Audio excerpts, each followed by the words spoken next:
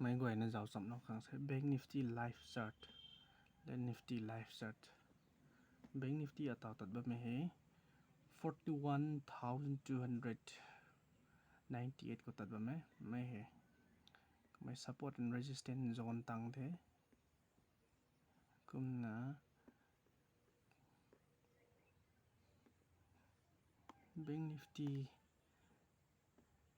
Nifty HDFC re HDFC twins na phong thì là tật bấm thế cái mấy cũng là Nifty hồi na cái mấy 17,968 asai jam high rồi na 17,990 को tăng rồi na sai jam low rồi na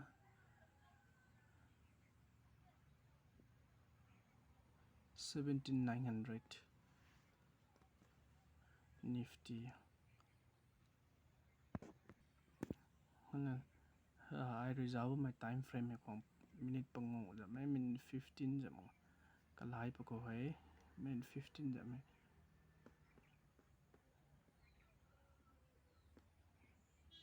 minute 15 khoảng makai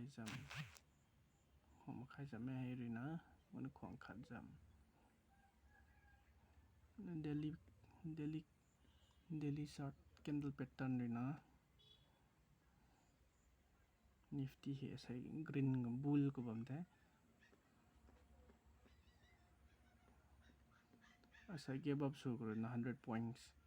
150 points होता कहते हैं give up show करो ना कम ना Nifty है ऐसा point move show में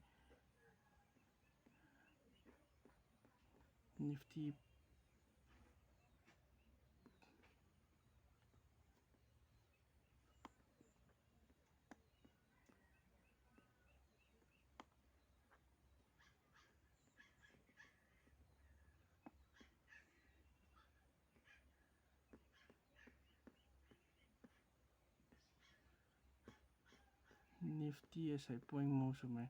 900 करो ना 100 फाउंड देख कि trading move री ना 90 points move शो है Nifty ना सही खांग शो ना Nifty movement है bull को बमे को ना Bank Nifty री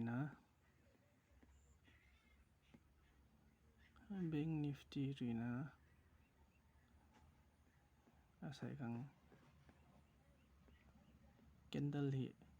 सांगमक में candle को form शो ना बमे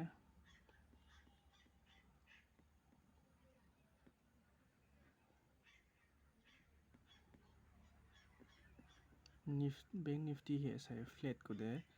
ना अठवन नहीं शायद न्याउ जिंग बांग ने ना थाई पंदे Bank Nifty जो मो शो पनि बहुत में था Rongmei stock market में कोई ना मैं थाई नहीं तो खाओ जाओ नोटे